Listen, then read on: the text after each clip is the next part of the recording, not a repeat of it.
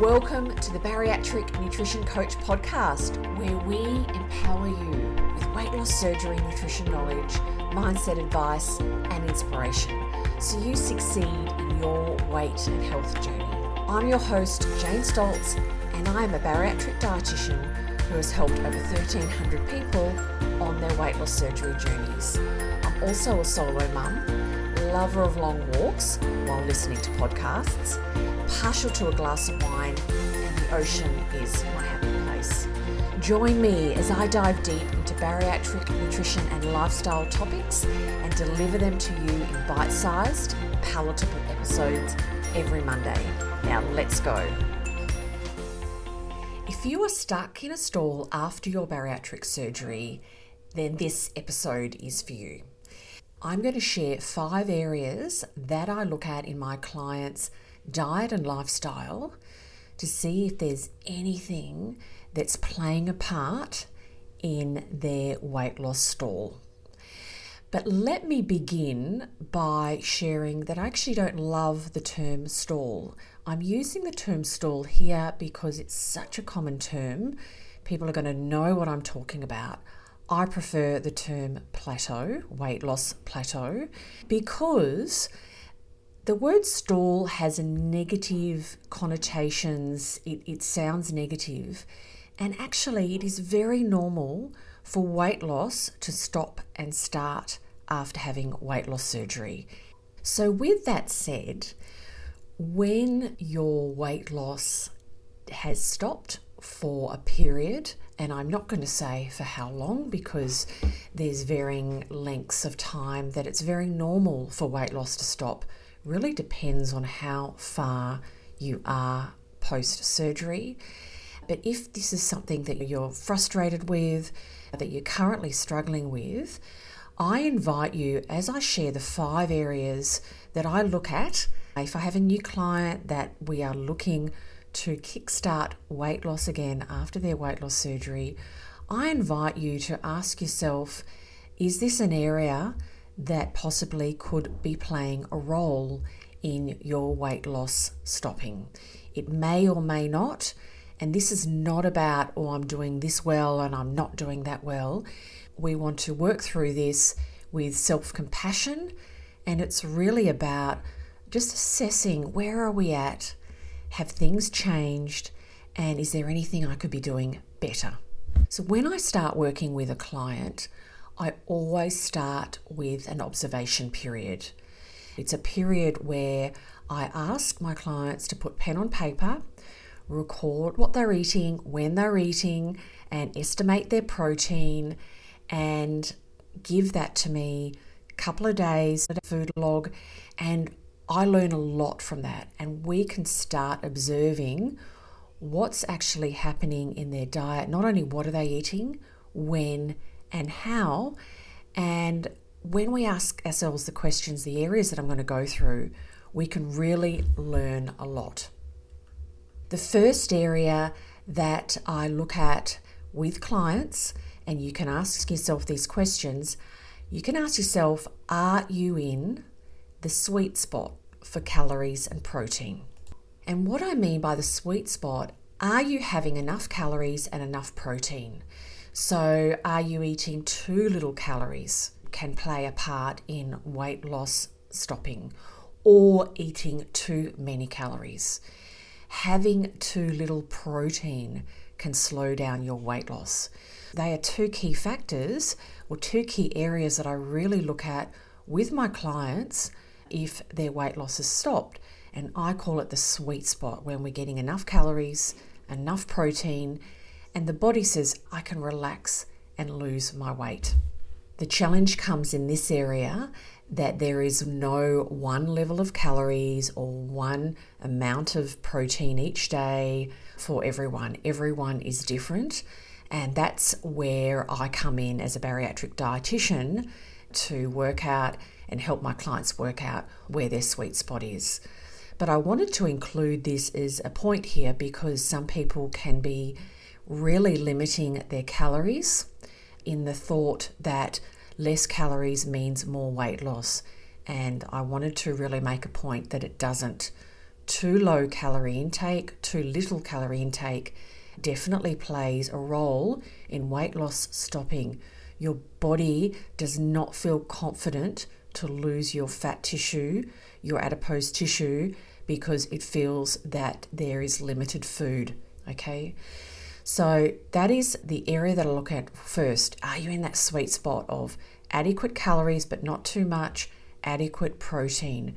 Protein is super key for not only keeping metabolic functions happening in the body, keeping your lean body mass, but it also helps the body relax and saying, we are getting regular protein. We've got regular food.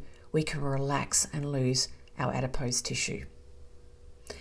The second area that I look at when we're in this observation period with my clients, and you can ask yourself if this could be playing a part in your weight loss plateau or stall, is are you skipping meals? Have you gone from maybe the early days of having regular meals?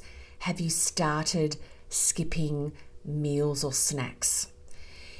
Irregular eating of meals and snacks leads to a whole range of other things happening in your diet and lifestyle, which can play a part in your weight loss stopping.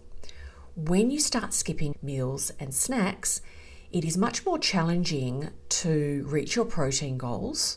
It can lead to some of the habits which I'll talk about in the next section, which is weight regain habits. So eating regular meals is a really key area that I'm really passionate about. So ask yourself, have you started skipping meals? Have you started skipping your breakfast and then you get busy at morning tea and the first time you eat in the day is lunchtime? While you feel, I'm eating less, this is good for weight loss, it actually does not end up that way.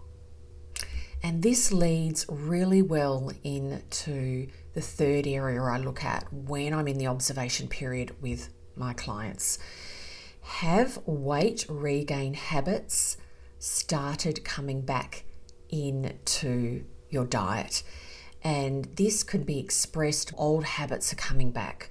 I've noticed I'm snacking and grazing more. I've started eating more after dinner. I'm drinking more of my calories. All of those habits are associated with not only slow or stopping weight loss after weight loss surgery, they are associated with weight regain. But I put them here into this episode because they're the same habits, and it's really good to get clear about what they are, because if you're clear about what they are, it's a lot easier to identify them. So I call them weight regain habits, but when they come into the weight loss phase, after your weight loss surgery, they definitely can play a part in stopping your weight loss. And yes, if your weight loss stops in this weight loss period, you are less likely or not able to reach your weight loss goals. If you are in the weight loss phase after your bariatric surgery, well, listen up, as I have a wonderful resource you are going to love. And yes, it's free. It's called Supercharge Your Weight Loss Success Starter Kit. It's a 3-day mini course where I take you through the steps to supercharge your weight loss. You will become clear on what habits are taking you out of your weight loss zone and which are the key habits you personally need to foster to move back into where you want to be. Yes, to losing weight. Sound good? If yes, grab this free resource. The link is in the show notes. Number 4, so the fourth area that I look at with my clients, and this is definitely something I'd love you to ask yourself as well, is do you eat slowly and stop eating when you're satisfied? So let's dive into this a little more. The habit of eating slowly and stopping when you're satisfied, stopping eating when you're satisfied, are part of what I call my weight loss surgery foundation eating habits. And this habit is really key to avoid overeating. And this area that I'm looking at in my clients is, Are they eating in a way that limits the instances, the episodes of overeating? Overeating will give us extra calories and extra energy, so that can play a role in your weight loss stopping or being even slower in your weight loss phase after weight loss surgery. So ask yourself, do you eat slowly and do you stop eating when you're satisfied? And this often brings up the conversation, what does satisfied feel like? Where do I feel it? Where do you feel it in your body? Sensations after weight loss surgery are different, and it can be a lot more challenging to identify when you have eaten enough after your weight loss surgery. But it's very much worth the effort to inquire and to focus and to listen. And also please know that the sensations and that the hunger and fullness cues do change a lot over that first year after weight loss surgery. And many people say they have very little feedback and have a lot of challenges in the early days identifying their, hunger and fullness cues. But over time, it does get easier. So that's area number 4, is really assessing, do you eat slowly and stop when you're satisfied? And now the 5th area that I look at when I'm in this observation period with my clients, and I invite you to ask yourself, do you practice in non-hungry or emotional eating? And this is, I know, a huge topic. We all eat for non-hungry emotional reasons to some degree. It really is about how much that you do that in your daily, weekly life. When emotional eating and non-hungry eating is a regular occurrence, it can definitely come back after weight loss surgery and be a big barrier for you to reach your weight loss surgery health and weight goals. And it's something I work with my clients on all the time. It is such a common challenge for people. And so whenever we're asking ourselves these questions, you want to have compassion. And I hope you hear it not only with your ears, but also your heart, that it's actually very normal and very common to eat for non-hungry reasons and emotional reasons.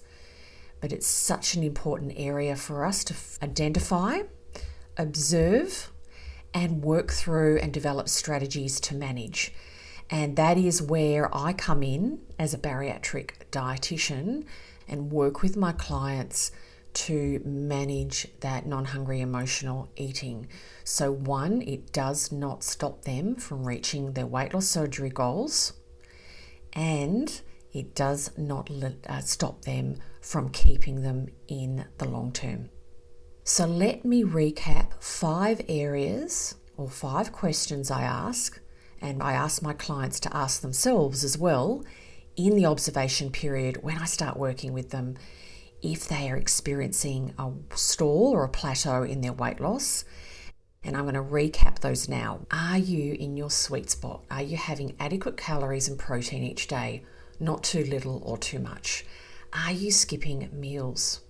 Have some of those old habits come back into your eating and lifestyle? The weight regain habits. Do you eat slowly and stop when you're satisfied? Or do you eat very quickly and that leads to overeating? Do you practice non-hungry or emotional eating on a regular basis? Thank you so much for listening to this episode. I really hope you have found some value in what I have chatted about today, the questions that I have posed or the areas that I have suggested that can be reviewed if you are struggling in your post-weight loss surgery journey with a weight loss stall or plateau. If you are finding value and learning things from my episodes, please subscribe to my podcast, and the latest podcasts, when they get released, will be delivered into your podcast app. If you are also finding value and you would like to leave me a review or rate this podcast, I would greatly appreciate that. I read them all, and I appreciate the time it takes to do that. So thank you so much, and I really look forward to being back with you next Monday.